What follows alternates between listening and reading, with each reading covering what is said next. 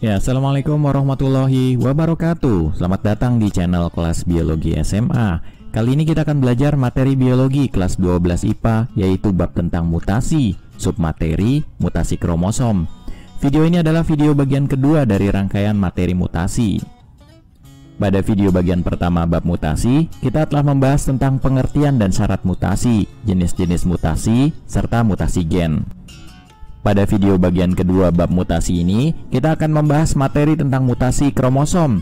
Dan tidak bosan saya ingatkan, materi dalam video ini merupakan gabungan dari materi yang ada di buku-buku biologi SMA yang beredar di pasaran. Jadi materinya terbilang komplit.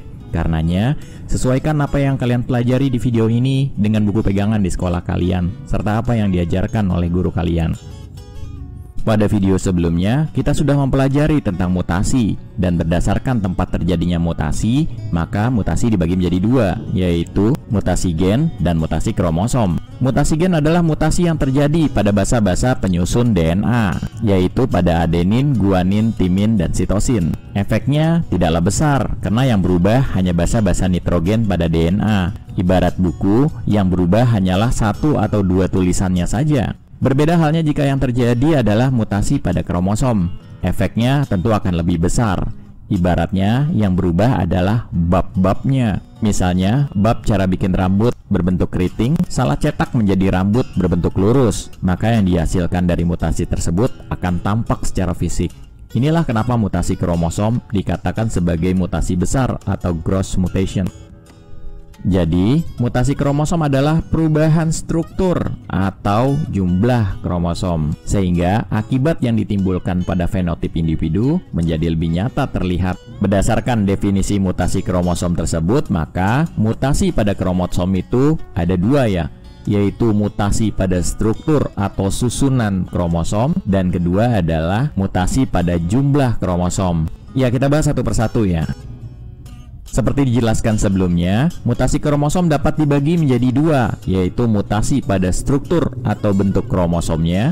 Yang kedua adalah mutasi pada jumlah kromosomnya. Mutasi pada struktur kromosom itu adalah mutasi yang mengakibatkan bentuk atau struktur kromosom berubah. Kromosom yang berubah bentuknya ini dapat terjadi pada satu kromosom atau beberapa kromosom. Sebelum kita bahas lebih jauh, pada video-video sebelumnya saya sudah jelaskan bahwa di dalam tubuh makhluk hidup itu, termasuk manusia, terdapat buku resep cara bikin manusia. Ada bab cara bikin rambut, ada bab cara bikin wajah, ada bab cara bikin tubuh, ada bab cara bikin tangan, dan bab-bab lainnya. Buku resep tersebut dinamakan materi genetik dan tersimpan di dalam inti sel manusia dalam bentuk benang-benang kromatin. Dan pada saat sel akan melakukan pembelahan diri, benang-benang kromatin ini akan dipackaging atau dikemas membentuk kromosom supaya lebih ringkas ya. Analoginya, buku resep cara manusianya itu dijilid. Namun, jilid bukunya kan tidak mungkin jadi satu jilid saja,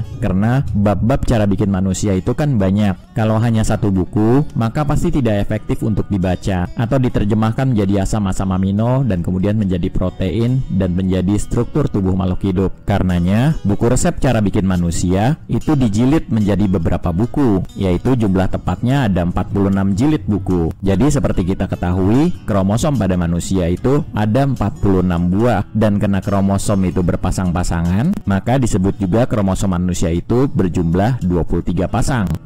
Oke, kita kembali ke mutasi pada struktur kromosom. Sama seperti buku yang rusak, maka rusaknya buku resep. Ada yang dalam bentuk halamannya yang sobek, ada yang babnya tidak ada bab-babnya yang tercetak 2 kali, ada yang nomor halamannya bercampur ke halaman yang lain, dan jenis-jenis cacat buku lainnya yang umumnya kita jumpai pada buku. Cacat buku semacam ini adalah analogi dari mutasi struktur kromosom atau bentuk kromosom. Dan kromosom yang mengalami mutasi struktur dapat terdiri atas satu atau beberapa buku, atau satu kromosom atau beberapa kromosom ya. Ya, contoh nyata mutasi yang mengakibatkan bentuk atau struktur dari kromosom itu berubah adalah misalnya ini ya, sebuah kromosom kemudian kromosomnya mengalami patah, atau bisa jadi kemudian kromosomnya mendapatkan tambahan beberapa gen sehingga kemudian lengannya menjadi lebih panjang. Atau contoh lainnya adalah sebagian dari lengan ini misalnya patah, kemudian ada kromosom lainnya juga mengalami patah, kemudian masing-masing patahannya bertukar posisi, maka struktur kromosomnya jadi berubah. Itulah contoh-contoh mutasi pada struktur kromosom ya. Jadi satu atau beberapa kromosom mengalami perubahan struktur atau bentuk. Mutasi pada jumlah kromosom adalah mutasi yang mengakibatkan jumlah kromosom berkurang atau bertambah. Analoginya seperti adanya penambahan satu buku dari jumlah buku seharusnya. Jadi seharusnya ada 46 jilid menjadi 47 jilid buku misalnya. Itulah contoh dari mutasi pada jumlah kromosom. Contohnya ini ya, harusnya ada 23 pasang, tapi di kromosom nomor 21 terjadi penambahan satu kromosom, sehingga jumlah bukunya tidak lagi 46, melainkan 47 buah. Mutasi pada jumlah kromosom bisa juga terjadi pada tiap pasangan kromosom. Seharusnya satu pasang terdiri atas 2 kromosom, karena mengalami mutasi, maka berubah menjadi 3 kromosom tiap pasang. Maka terbentuklah istilah triploid. Jadi satu pasang itu ada 3 ya. Ini juga 3, ini juga 3, ini juga 3, sampai kemudian jumlah kromosomnya seharusnya 46 buah menjadi 69 buah. Ya, kita bahas lebih detail satu persatu jenis mutasi pada kromosom. Ya, kita mulai membahas terlebih dahulu dari mutasi struktur atau bentuk kromosom. Mutasi yang terjadi pada struktur atau bentuk kromosom dapat disebabkan oleh 6 hal. Yang pertama adalah delesi, yang kedua adalah duplikasi, kemudian yang ketiga adalah inversi, translokasi, katenasi, serta isokromosom. Ya, kita bahas satu persatu. Kita mulai dari delesi terlebih dahulu. Delesi di beberapa buku dikenal juga dengan istilah defisiensi atau artinya kekurangan ya. Delesi adalah patahnya kromosom sehingga sebagian dari kromosom menjadi hilang. Contohnya ini ya, dimana ada kromosom dengan gen-gen atau segmen-segmen misalnya A, B, C, D, E, F. Lalu kemudian mengalami delesi misalnya di fragmen atau segmen B atau di gen B. Maka kromosomnya menjadi kehilangan satu segmen. Jadinya seperti ini ya kromosomnya. Jadi segmen-segmennya hanya tersisa A, C, D, E, dan F. Fenomena delesi pertama kali diamati oleh Jerome Lejeune, ahli genetika asal Prancis yang banyak mengamati kelainan genetik pada anak Down syndrome.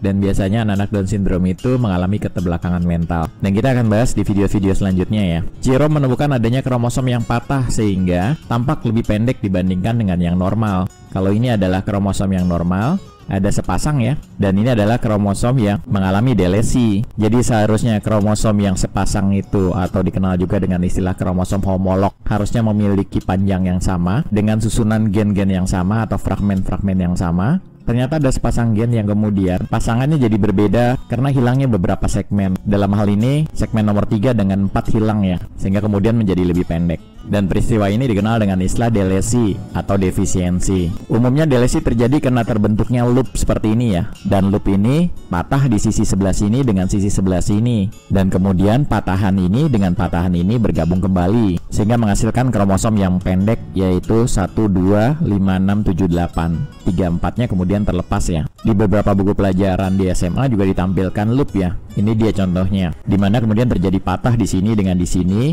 Kemudian kromosom A, B, F, G ini bergabung kembali menjadi satu kromosom, sedangkan yang ininya adalah patahannya yang terlepas dari kromosom asalnya. Jadinya seperti ini ya. Ini juga sama, saya ambil dari buku pelajaran biologi, bahwa proses delesi salah satunya adalah dengan membentuk konfigurasi loop kromosom. Originalnya seperti ini ya. Ini formasi loopnya ya. Ini juga formasi loop. Hanya bedanya ini formasi loopnya di ujung, sedangkan ini agak sedikit ke tengah ya, karena masih ada sisa di sini. Formasi loop ini penting ya, karena nanti delesi akan dibagi berdasarkan loopnya ada di ujung atau tidak di ujung. Contoh real delesi pada manusia adalah yang ditemukan oleh Jerome, di mana pada kromosom manusia nomor 5 terjadi delesi. Ini adalah kromosom lengkapnya manusia ya, terdiri atas 23 pasang, dan ini adalah pasangan nomor 1, 2, 3, 4, 5. Nah, pada lengan nomor 5 ini terjadi patah di sini ya, dan ini adalah kromosom yang patahnya. Tampak di sini adanya perbedaan ya. Di sini lebih panjang, yang ini mengalami pemendekan karena patah. Manusia mengalami delesi pada lengan kromosom nomor 5 ini dikenal dengan sindrom Cray-Ducat,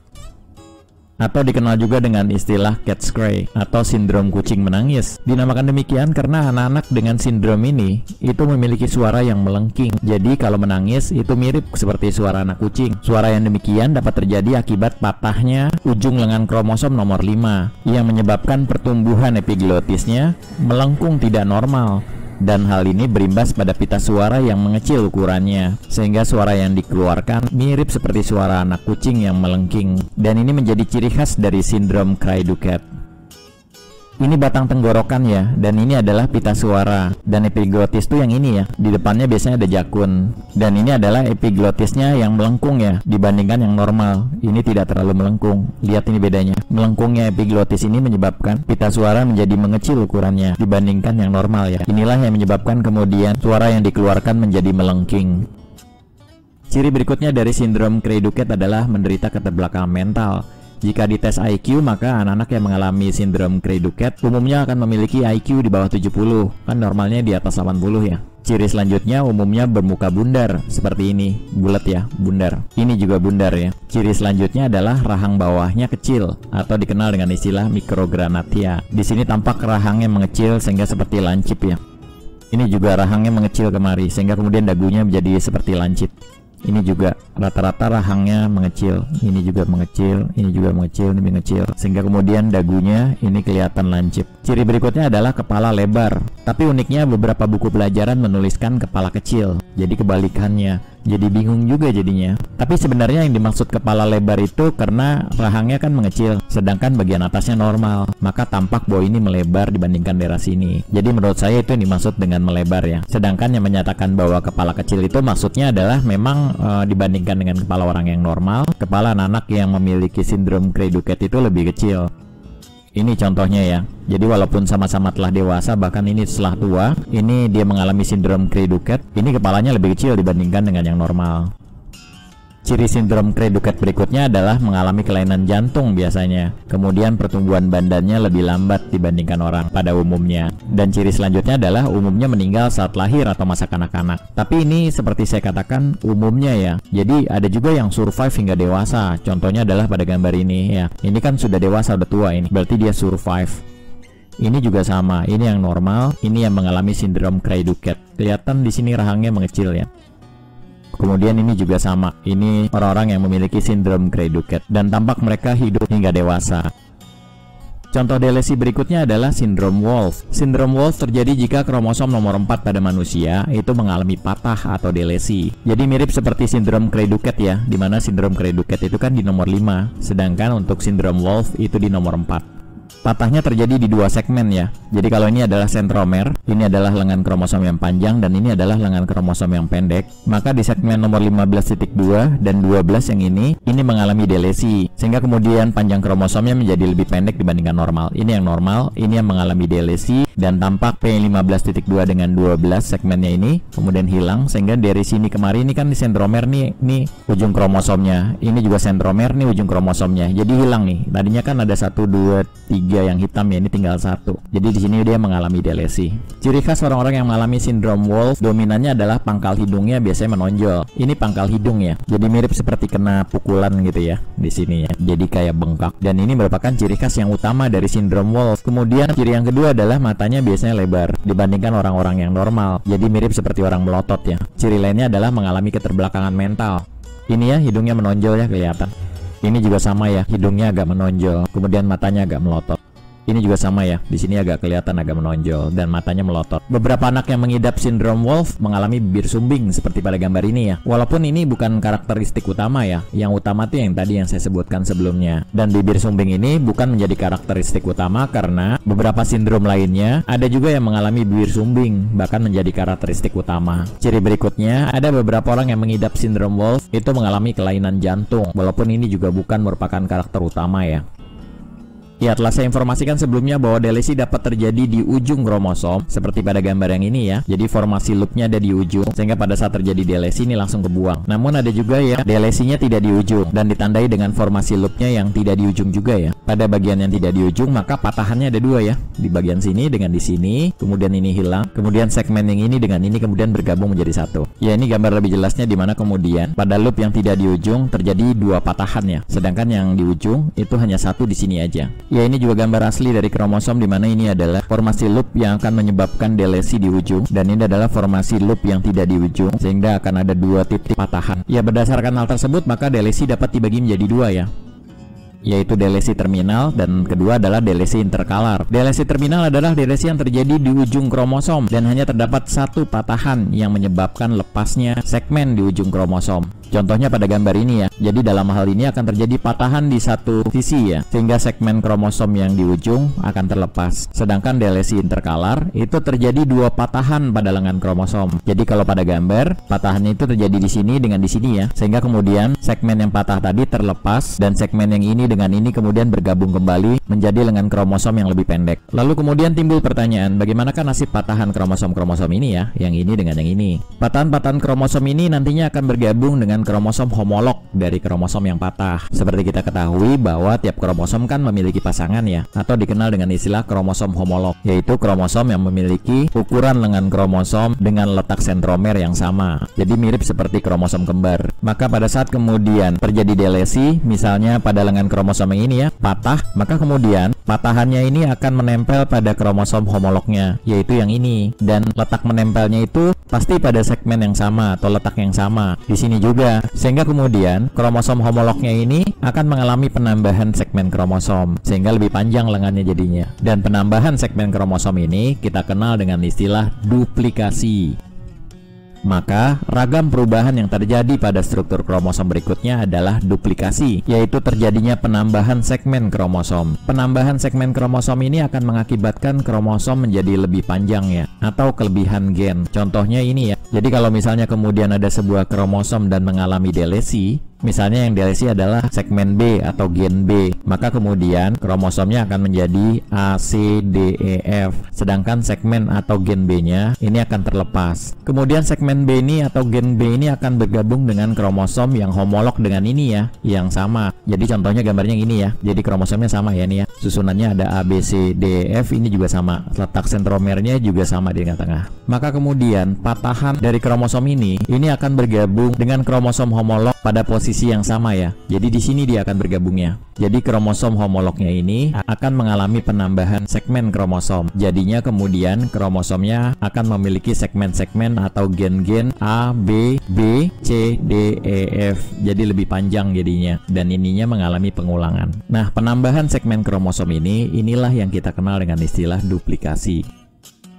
Contoh duplikasi yang umum di buku-buku pelajaran biologi adalah duplikasi yang terjadi pada kromosom X nomor 16A pada lalat buah Drosophila melanogaster. Hasil dari duplikasi ini adalah akan menghasilkan lalat buah yang bermata kecil atau dikenal dengan istilah mata bar atau bar eyes. Lalu timbul pertanyaan, kromosom X nomor 16A itu apa sih? Seperti kita ketahui bahwa kromosom pada Drosophila melanogaster itu kan hanya terdiri atas 8 kromosom ya, atau dikenal juga dengan istilah 4 pasang. Jadi ini pasangan pertama, kedua, ketiga, dan keempat yang ini kecil. Dan kerennya, manusia telah berhasil memetakan buku resep cara bikin lalat buah ini. Jadi tiap gennya ini telah berhasil dipetakan manusia, dan manusia sudah tahu bab-bab dari cara membuat tubuh lalat buah ini ya. Jadi ada bab cara membuat mata, sayap, badan, dan lain-lain. Ini buku resepnya nih ya. Ini kromosomnya ya. Ini kromosom nomor 1, ini nomor 2, 3, ini nomor 4, seperti itu ya. Dan di kromosom nomor 1 ini itu bergabung dengan kromosom X, itu tampak ada untuk membuat badan, ada untuk membuat mata, kemudian di kromosom nomor 2 ada untuk membuat sayap dan lain-lain ya. Dan tidak hanya itu, para ilmuwan juga udah dapat memetakan mutasi pada Drosophila melanogaster serta pengaruhnya pada tubuh lalat buah tersebut. Berikut petanya ya, saya pisahkan dari peta yang komplitnya. Di sini tampak kode kromosom ya. Ya, ini kode untuk sepasang kromosom 1, ini pasang kromosom kedua, ini pasang kromosom ketiga, ini sepasang kromosom yang keempat. Dan kromosom X itu memiliki kode pasangan yang sama dengan kromosom nomor 1. Contohnya gini,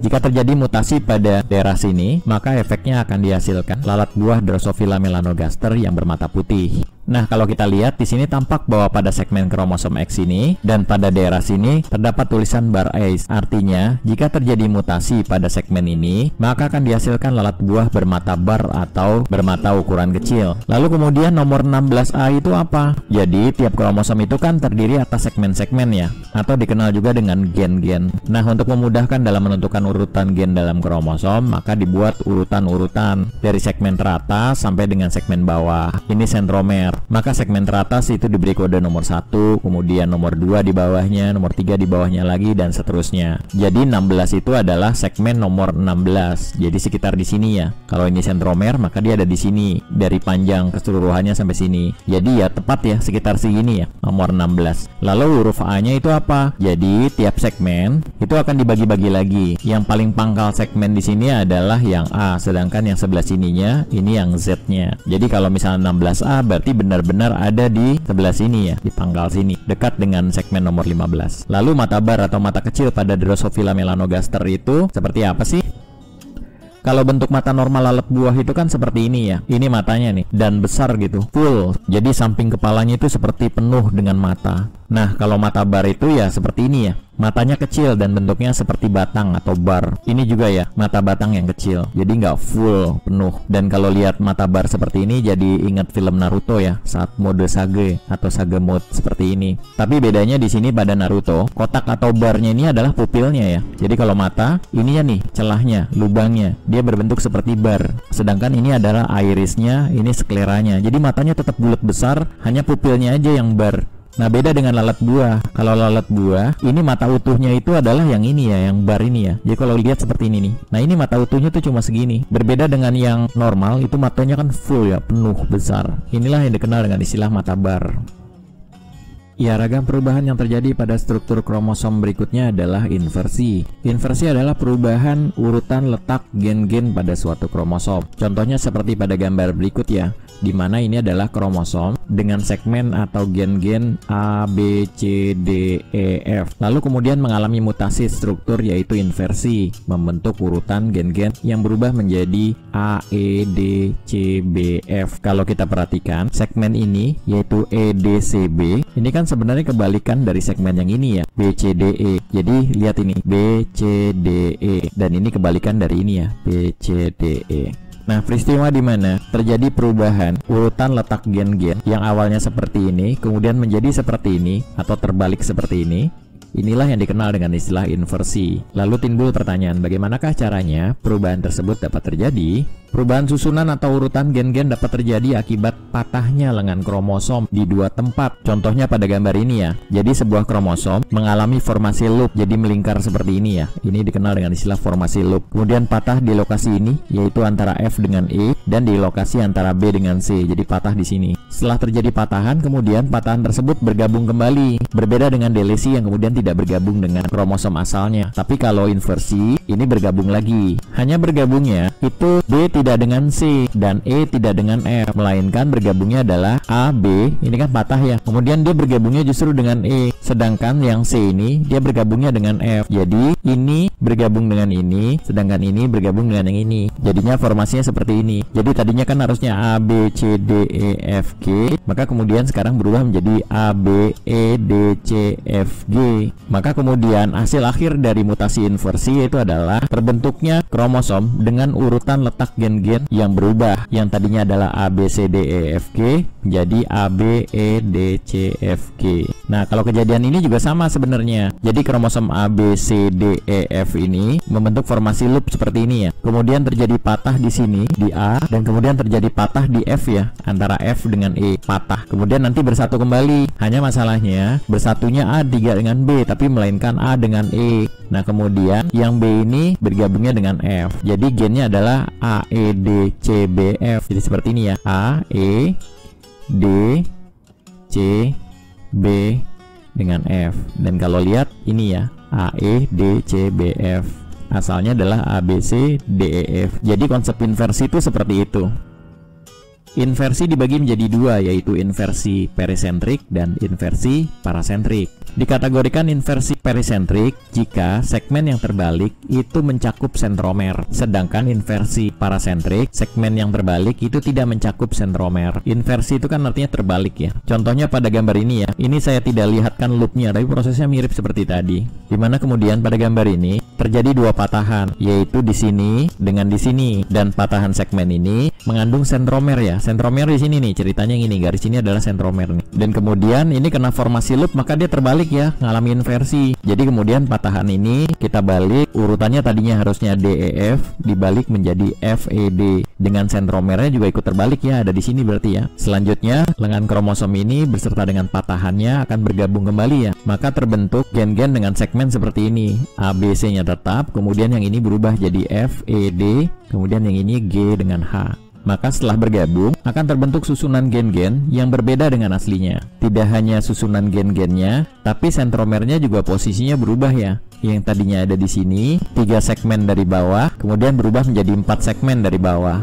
Selanjutnya inversi parasentrik. Inversi parasentrik adalah inversi yang terjadi pada segmen kromosom namun tidak melibatkan sentromer. Jadi contohnya pada gambar ini ya, di mana patahnya terjadi di sini dengan di sini. Jadi dalam hal ini tidak melibatkan sentromer yang ada di sini ya. Maka kemudian patahan ini akan mengalami inversi sehingga susunannya jadi terbalik ya. Tadinya BCD kemudian jadi DCB. Kemudian patahan ini akan bergabung kembali dengan lengan kromosom yang awal. Maka terbentuklah kromosom dengan urutan yang berubah ya, di mana tadinya ABCDEFGH menjadi ADCBEFGH. Namun posisi sentromer ini tidak berubah, tetap di sini dan tidak ikut terbalik ya. Inilah yang dikenal dengan istilah inversi parasentrik. Inversi pada manusia umumnya tidak berbahaya ya jika dibandingkan dengan delesi dan duplikasi. Hal ini disebabkan karena inversi itu tidak mengubah jumlah gen dalam kromosom, hanya posisinya aja yang berubah. Ragam perubahan yang terjadi pada struktur kromosom berikutnya adalah translokasi. Translokasi itu artinya adalah pindah tempat ya. Jadi translokasi kromosom itu adalah patahnya segmen kromosom. Lalu patahannya tersebut akan pindah atau menempel pada kromosom yang bukan homolognya. Contohnya pada gambar berikut ini ya. Di sini ada 2 jenis kromosom nih, yang bukan pasangannya atau bukan homolognya. Kemudian masing-masing saya beri nama, yaitu ini adalah kromosom nomor 4, sedangkan ini adalah kromosom nomor 20. Misalnya kromosom nomor 4 ini mengalami patah ya. Lalu kemudian patahan segmen kromosom nomor 4 ini menempel pada lengan kromosom di nomor 20. Di tengah-tengah ini misalnya ya, yang saya tandai warna biru ini garis-garis. Jadi dalam hal ini ada perpindahan patahan segmen kromosom ke kromosom yang bukan homolognya. Maka setelah segmen kromosom ini lepas, maka segmen-segmen kromosom nomor 4 yang di sini akan bergabung kembali dengan ini ya. Sedangkan yang ini kan sudah bergabung dengan kromosom nomor 20. Maka kromosom nomor 4 ini akan menjadi lebih pendek. Jadi seperti ini. Karena sebagian segmen yang patah tadi telah berpindah ke kromosom nomor 20. Dan kromosom nomor 20 sendiri, kromosomnya akan lebih panjang karena mendapat tambahan kromosom dari kromosom nomor 4. Jadinya seperti ini ya. Nah, terjadinya perpindahan segmen kromosom ke kromosom yang bukan homolognya, inilah yang disebut sebagai translokasi kromosom. Dan kalau kita lihat hasil dari translokasi kromosom ini, kita akan menjumpai terjadinya perbedaan dari kromosom sebelumnya, di mana ada penambahan segmen kromosom atau ada pengurangan segmen kromosom. Misalnya tadinya kromosom ini tersusun atas gen-gen A, B, C, D, E, F, kemudian patah di C dengan D. Maka setelah terjadi translokasi, kromosom nomor 4 ini susunan gen-gennya akan berubah menjadi A, B, E, F, G. Sedangkan kromosom nomor 20 yang mendapat fragmen kromosom, ini kromosomnya juga akan berubah, yaitu yang tadinya misalnya JKLM, kemudian mendapat fragmen kromosom C dengan D, maka susunan gen-gennya akan berubah menjadi JKLCDM. Jadi, peristiwa translokasi kromosom itu akan menghasilkan kromosom yang baru. Translokasi sendiri dibagi menjadi 3 ya, yaitu translokasi non-resiprok, translokasi resiprok, dan translokasi Robertson. Ya, kita bahas satu persatu, kita mulai dari translokasi non-resiprok. Kalau tadi saya sudah jabarkan definisi dari translokasi dan menggunakan contoh gambar yang ini ya, di mana satu fragmen kromosom ini patah, kemudian menempel ke kromosom yang non-homolog ini. Maka ini sebenarnya adalah contoh translokasi yang non-resiprok. Jadi, translokasi non-resiprok adalah peristiwa di mana hanya ada satu kejadian perpindahan fragmen kromosom ke kromosom yang non-homolog. Karena hanya ada satu kejadian, maka translokasi non-resiprok dikenal juga dengan istilah translokasi simple. Translokasi resiprok adalah peristiwa di mana dua kromosom yang non-homolog saling bertukar fragmen kromosom. Contohnya pada gambar ini ya. di mana ada dua kromosom yang non-homolog. Saya bedakan kromosomnya di mana yang satu kromosomnya berukuran lebih panjang dibandingkan kromosom lainnya. Kemudian warnanya juga saya bedakan untuk memastikan bahwa ini bukan kromosom homolog ya. Kemudian kromosom ini saya beri nama, yang ini adalah kromosom nomor 4, sedangkan yang ini adalah kromosom nomor 20. Kemudian kromosom nomor 4 ini patah di sini ya, sedangkan kromosom di nomor 20 itu patah di sini. Selanjutnya, patahan kromosom nomor 4 itu akan menempel atau bergabung dengan kromosom nomor 20 ini. Sedangkan patahan kromosom nomor 20 ini akan bergabung dengan kromosom nomor 4. Maka hasil akhirnya adalah kromosom nomor 4 itu akan kehilangan sebagian dari kromosomnya, namun mendapatkan segmen kromosom nomor 20. Sedangkan kromosom nomor 20 itu akan kehilangan sebagian dari kromosomnya, namun mendapatkan segmen kromosom nomor 4. Jadi dalam hal ini terjadi peristiwa di mana terjadi pertukaran fragmen kromosom, dan hal semacam ini dikenal dengan istilah translokasi resiprok. Resiprok itu kan saling ya, saling bertukar. Dan translokasi resiprok sendiri ada dua macam nih, yaitu translokasi resiprok homozigot dan translokasi resiprok heterozigot. Ya, kita bahas satu persatu. Kita mulai dari translokasi resiprok yang heterozigot terlebih dahulu. Translokasi resiprok heterozigot adalah pertukaran satu segmen kromosom dengan satu segmen kromosom yang bukan kromosom homolognya. Beberapa buku pelajaran menjelaskan juga bahwa yang dimaksud dengan translokasi resiprok heterozigot itu terjadi jika dua pasang kromosom translokasi mempunyai gen-gen yang tidak sama. Ya, agak membingungkan sih kalau lihat di sini ya, dan di buku pelajaran juga tidak didetailkan seperti apa prosesnya, sehingga kita kebingungan dalam memahami maksudnya. Tapi sebenarnya ada dua inti dari translokasi resiprok heterozigot ya, yaitu pertama terjadinya translokasi resiprok, dan kedua translokasi resiprok ini melibatkan dua pasang kromosom yang pada akhirnya masing-masing pasangan kromosom tersebut memiliki gen-gen yang tidak sama sehingga sifatnya heterozigot. Ya, saya lebih detailkan ya supaya kalian jadi lebih mengerti. Jadi prosesnya begini, sebenarnya translokasi resiprok heterozigot itu sama seperti contoh yang saya berikan pada saat menjelaskan tentang translokasi resiprok itu sendiri. Namun untuk memperlihatkan terjadinya heterozigot akan lebih mudah kalau kemudian contohnya saya gunakan dua pasang kromosom ya. Ya, jadi seperti ini. Ini ada sepasang kromosom dengan gen-gen A, B, C, D, E, F, G, dan ini adalah pasangan homolognya, juga memiliki gen-gen A, B, C, D, E, F, G. Kemudian pasangan kromosom berikutnya, yang kedua, itu gen-gennya terdiri atas J, K, L, M, N, dan pasangan kromosom homolognya juga sama ya, yaitu J, K, L, M, N untuk gen-gennya. Jadi di sini ada dua pasang kromosom yang berbeda. Pasangan ini memiliki panjang lengan yang lebih panjang dibandingkan dengan pasangan kromosom yang ini. Selanjutnya terjadi patah kromosom pada pasangan kromosom yang ini ya, yaitu misalnya patahnya di sini nih. Ya, di sini patah, dan pasangan kromosom ini juga mengalami patah ya, misalnya di sini. Sehingga kemudian terjadi proses pemisahan segmen kromosom pada masing-masing lengan kromosom yang patah. Jadi seperti ini ya. Selanjutnya kita masuk ke poin yang pertama, yaitu terjadi pertukaran antara satu segmen kromosom dengan satu segmen kromosom yang bukan kromosom homolognya. Jadi akan ada pertukaran antara segmen kromosom yang ini dengan yang ini, sehingga terjadilah peristiwa yang kita kenal dengan istilah translokasi resiprok.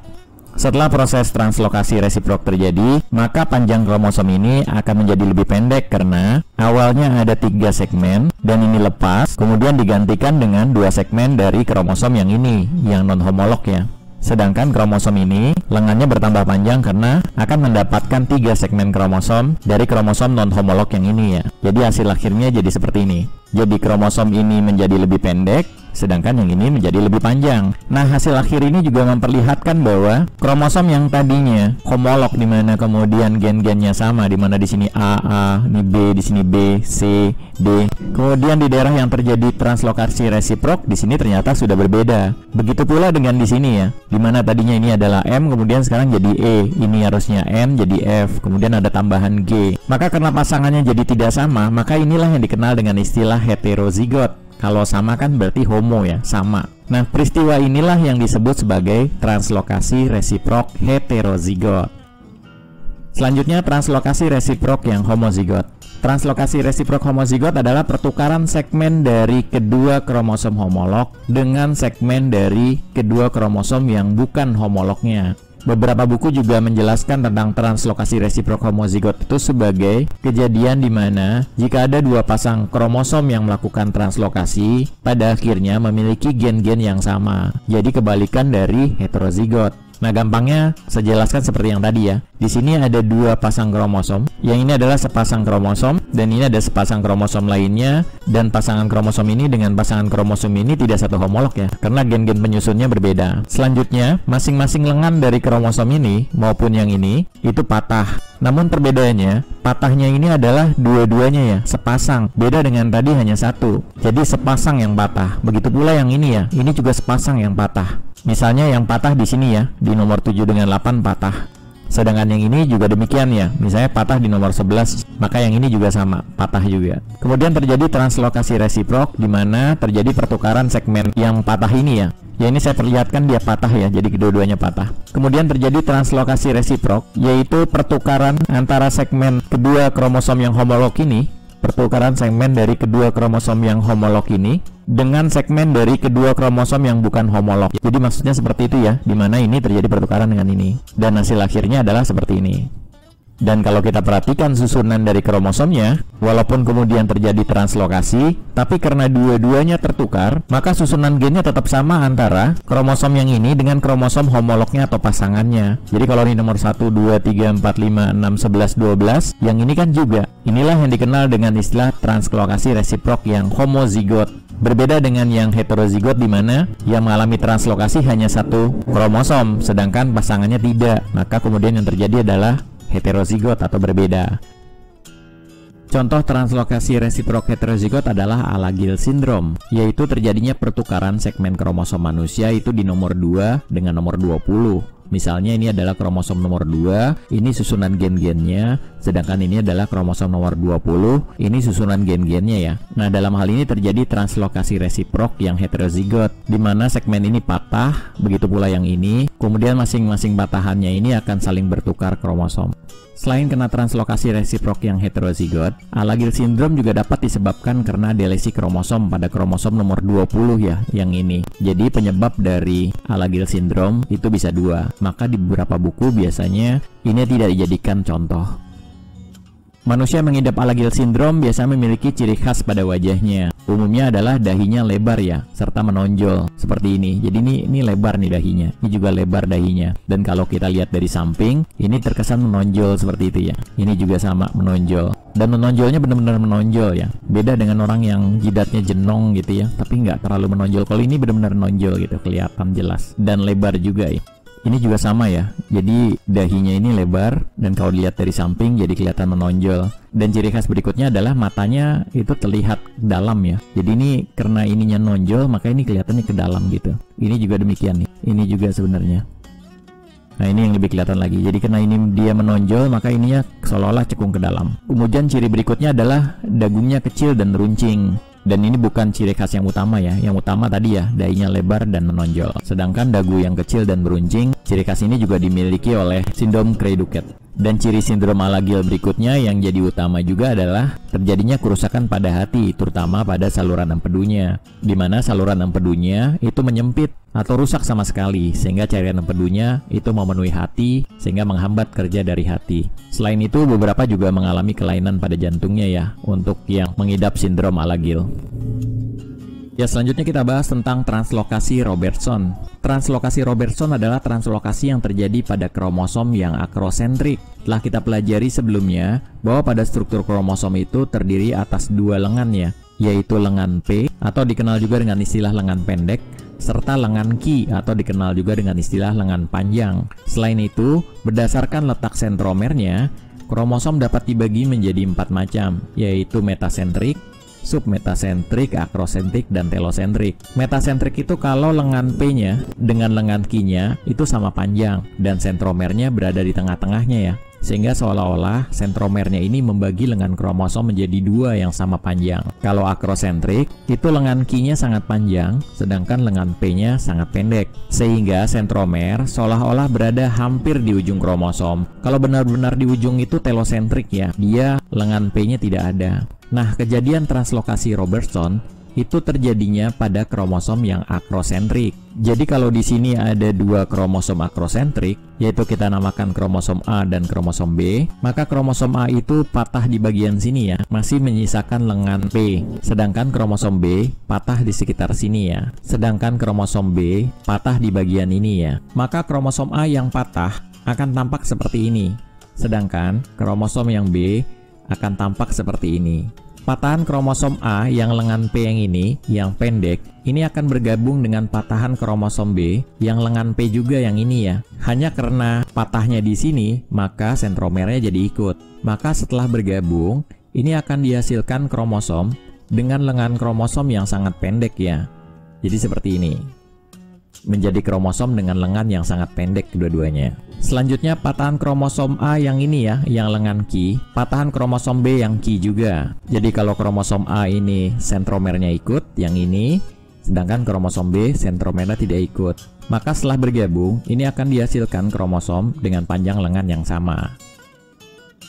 Karena kedua-duanya berasal dari lengan Ki atau lengan panjang kromosom. Jadi kesimpulannya, jika kromosom awalnya berasal dari dua kromosom yang homolog, di mana memiliki lengan kromosom yang sama dan letak sentromer yang sama, maka hasil dari translokasi Robertson itu akan menghasilkan kromosom yang sifatnya metasentrik ya.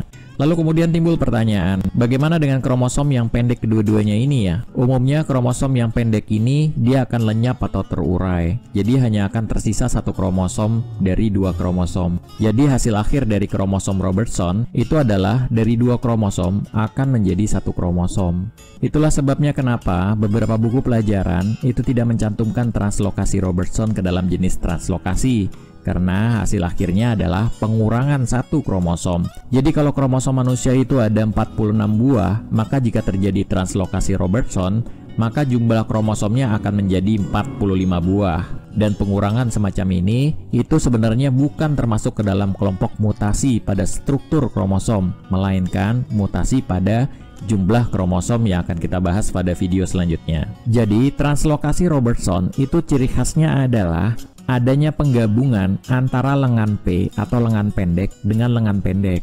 Sedangkan lengan Ki-nya atau lengan panjangnya ini akan terjadi penggabungan juga dengan sesama lengan Ki atau lengan panjang dari kromosom yang berbeda. Maka hasil akhirnya yaitu akan dihasilkan satu kromosom yang berasal dari lengan Ki atau dari lengan yang panjang, sedangkan kromosom yang berasal dari lengan P atau lengan pendeknya ini biasanya akan terurai atau hilang. Karenanya, translokasi Robertson itu dikenal juga dengan translokasi fusion atau penggabungan. Ya, mutasi pada struktur kromosom berikutnya adalah katenasi. Pada buku-buku pelajaran biologi, mutasi kromosom katenasi ini didefinisikan sebagai mutasi yang terjadi pada kromosom non-homolog yang ujung-ujungnya saling berdekatan sehingga membentuk lingkaran. Beberapa buku biologi lainnya juga menjabarkan mutasi katenasi sebagai peristiwa di mana proses katenasi itu melibatkan proses translokasi. Beberapa buku pelajaran biologi lainnya menyebutkan bahwa katenasi adalah mutasi kromosom yang terjadi pada dua kromosom non-homolog yang pada waktu membelah menjadi 4 kromosom. Selanjutnya, masing-masing kromosom saling bertemu ujung-ujungnya sehingga membentuk lingkaran. Selanjutnya, pada buku biasanya disajikan gambar proses katenasi seperti ini ya. Agak membingungkan memang, karena pada buku itu biasanya nggak dijabarkan cara rinci proses terjadinya katenasi. Hanya poin-poinnya aja, sehingga kita kesulitan untuk mencerna materinya. Tapi yang jadi catatan buat kalian adalah inti dari proses katenasi itu sebenarnya ada 3. Yang pertama, kromosom non-homolog itu melakukan replikasi membentuk 4 kromosom. Poin kedua, terjadi translokasi. Dan kalau kita lihat contoh gambar di sini, translokasinya antara C dan K. Jadi kemungkinan ini translokasi yang resiprok. Kemudian poin terakhirnya adalah berdekatan atau bertemunya ujung-ujung kromosom membentuk lingkaran. Nih membentuk lingkaran. Seperti ini ya, membentuk lingkaran. Dan kalau kita lihat di contoh gambar ini, bertemunya adalah gen-gen yang sealel ya, atau yang homolog. Contoh di sini, Ini kromosom, kromosom, kromosom, kromosom. Maka gen yang A itu akan bertemu ujung-ujungnya dengan kromosom yang memiliki gen A juga. Inilah yang dikenal dengan sealel. Begitu pula dengan ujung K yang ini. Ini akan bertemu dengan kromosom yang ujungnya memiliki gen K juga. Yang ini adalah gen yang M, sedangkan yang ini adalah yang C, sehingga kemudian berbentuk lingkaran. Ya, kita bahas poin per poin supaya kalian bisa lebih mengerti lagi tentang katenasi ini, karena di buku memang tidak terlalu jelas ya.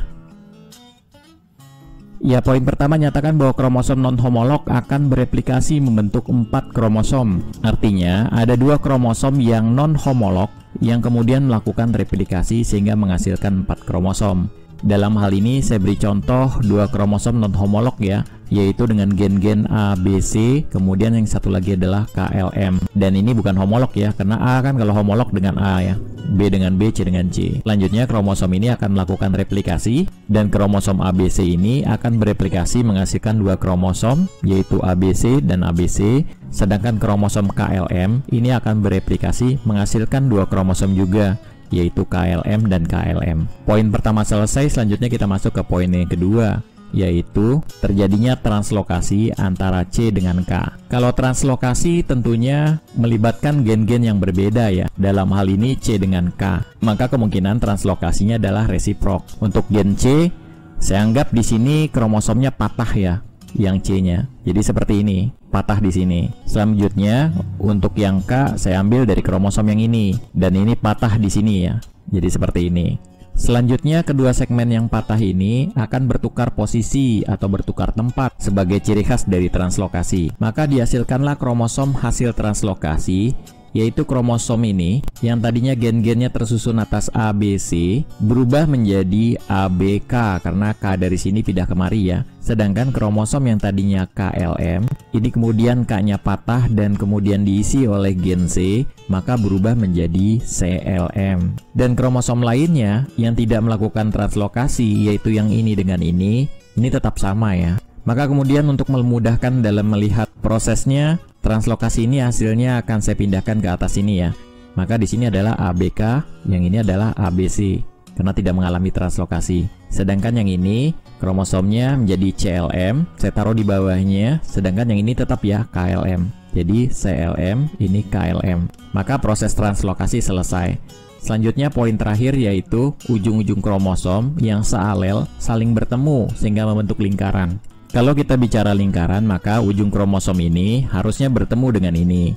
Sedangkan ujung kromosom yang ini harus bertemu dengan ini, yang ini harus bertemu dengan ini, yang ini harus bertemu dengan ini. Namun syarat bertemu kedua ujung kromosom tersebut harus sealel atau dengan alel yang sama. Jadi kalau A harus dengan A. Jadi kalau tidak dengan A maka dia tidak bisa. Kalau C tentunya dengan C. Seperti itu ya. Nah kalau kita lihat ujung atas ini, itu A dengan A udah ketemu, udah oke. Yang bawah juga M dengan M. Masalahnya kemudian timbul dengan ujung-ujung yang ini dengan ini dengan ini. Dimana K kemungkinan tidak akan bisa dengan C, C juga tidak bisa dengan K. Supaya ujung ini bisa berdekatan dengan ujung ini, dan ujung ini harus berdekatan dengan ini, maka posisinya kita tukar saja. Posisi yang ini di sini, yang ini di sini, sehingga nanti C ini akan bertemu dengan ini, dan K ini akan bertemu dengan ini. Jadi posisinya jadi seperti ini ya. Yang kromosom ini pindah ke sini menjadi ABC. Saya miringkan sedikit ya, biar gampang. Kemudian yang ini kan menjadi di sini. Maka kemudian posisinya saya miringkan jadi gini, A, B, K, seperti itu ya.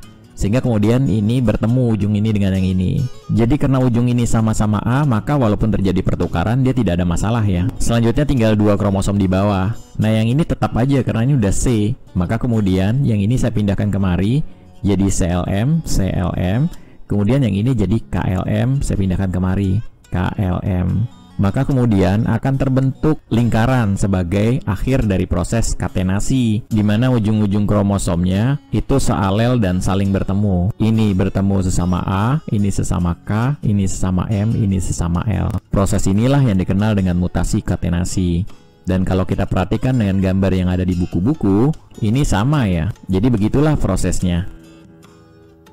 Ya, mutasi pada struktur kromosom berikutnya adalah isokromosom. Sebelum kita membahas tentang isokromosom, kalian harus mengenal dulu ya struktur dari kromosom. Satu kromosom terdiri atas dua lengan atau dikenal dengan istilah kromatid. Yang ini satu lengan kromatid, yang ini satu lengan kromatid berikutnya. Satu lengan kromatid sendiri tersusun atas dua, yaitu lengan P atau dikenal juga dengan istilah lengan pendek, dan lengan yang ini dikenal dengan istilah lengan Q atau lengan panjang. Lengan kromatid ini juga sama ya, yang ini adalah lengan P dan ini adalah lengan yang Q. Kemudian ini adalah sentromer.